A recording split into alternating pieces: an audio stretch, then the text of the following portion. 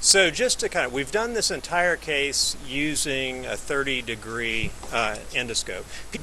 And that gives you the angle to actually see up into here. But it's actually a pretty straight shot for the most part. Let me see the image guidances.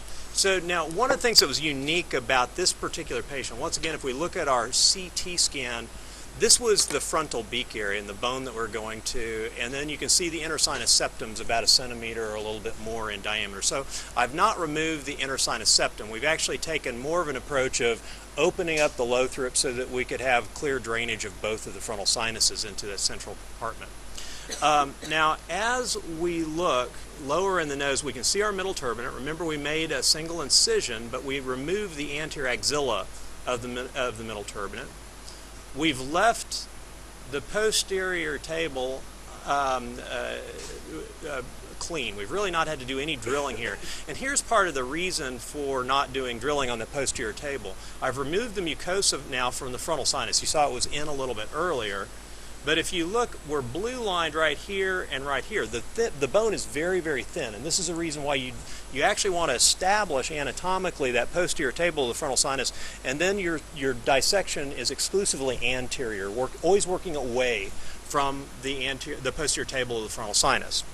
Could I have now the non-hooked end of the frontal sinus probe? Now, just to kind of give you an idea, what is the limit of our septotomy? Remember last time we were looking at the perpendicular plate of the ethmoid. That has been removed, and we've only opened the nasal septum down to our cut surface of the middle turbinate.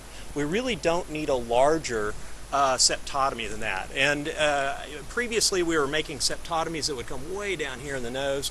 But you can see that this is actually really quite high. So the patient symptomatically will not be aware of their septal perforation because that's what we created, a septal perforation high within the nose.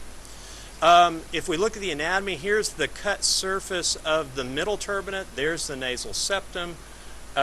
We can, and actually I can flip this. I think I have a little bit of mucosa right there. So you can actually see our olfactory cleft right here. As we fold this down, here's our middle turbinate. We'll fold that mucosa down, and you'll see there's our first olfactory phylum. So what we've done is we've drilled off this bone, actually a lot of this bone, all the way down to this is our posterior limit of our central dissection. If we go any further posterior, we're in the anterior cranial fossa. Now you can see we can go much more posterior as we're out lateral, but centrally we need to be aware that the olfactory grooves come forward. They jet forward within the frontal recess.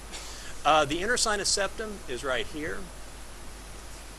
You can see both the left and the right frontal sinus. You can see the bone's very thin on this side as well.